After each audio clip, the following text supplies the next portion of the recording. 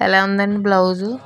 చిన్న బుట్ట పెట్టి కుట్టాను కదా, చాలా బాగున్నది కదండి. కలర్ కాంబినేషను సింపుల్గా ఇచ్చాను. నెక్ డిజైన్ అయితే పైపింగ్తోనండి. వచ్చిన బార్డర్ని నెక్కి డిజైన్ చేసి కుట్టాను.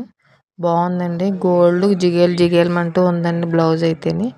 చాలా నీట్గా అందంగా ఉంది. ఎలా ఉందో నచ్చితే మట్టుకు లైక్ చేయండి, షేర్ చేయండి.